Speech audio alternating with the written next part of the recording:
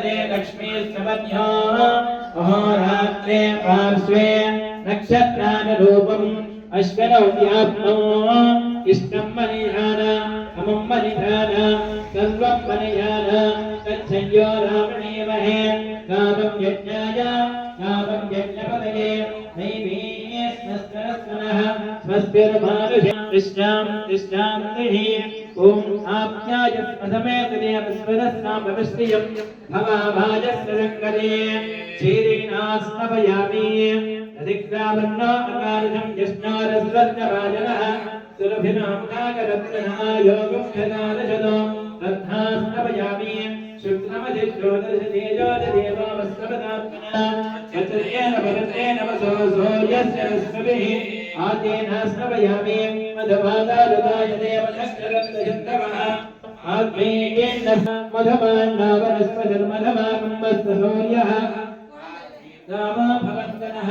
मधुना स्नानं समर्पयामि स्वादं भवस्वदिव्यादिजन्मने स्वादरत्रादिधावीधुनाम्ने स्वादं नित्याय वर्णाय मालवे बृहस्पतये मधुमाकम् अदाप्यः तत्क्रियास्नानं समर्पयामि ఈ దగ్గర ఉండేటువంటి కొబ్బరికాయ తీసుకొని సత్యదేవాయ నమః నమస్కారం చేసుకొని కొబ్బరికాయ కొట్టండి ప్లాస్టిక్ గ్లాస్ నీళ్ళు పట్టుకోండి లేదా కలశంలో నీళ్ళు పట్టుకోండి ఆ కొబ్బరికాయలు విత్తనాలు పెట్టేసుకోండి విత్తనాలు వేయండి ముద్ద పెట్టకండి లేకపోతే అలాగే ఉన్నాయండి ఒకే పెట్టకండి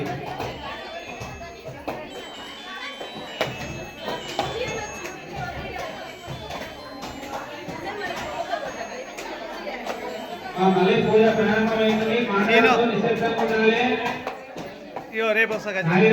భగవానికి ఇవాళ వద్దామనుకున్నాం వేరే ప్రోగ్రామ్ పూజ ప్రోగ్రామ్ ఇవాళ వచ్చేటోండి ఆల్రెడీ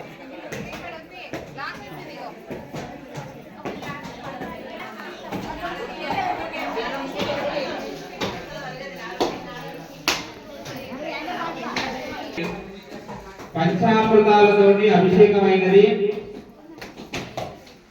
ఆ స్వామివారికి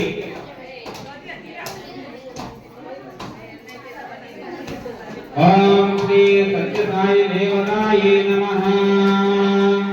ఓం ఇది పంచామృత స్నానం సమర్పయామి ఓం వస్త్రం అభివస్త్రాసవసనాన్యాసావిదేనం పూజ మంచిగా జరుగుతుందమ్మా పూజ అంటేనే భక్తితోటి శ్రద్ధతో చేసేది కాబట్టి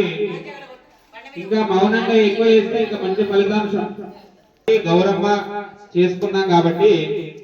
గణపతి స్వామి వారికి పసుపు కుంకుమ వేయండి గణపతి శ్రీమాత్రే నమః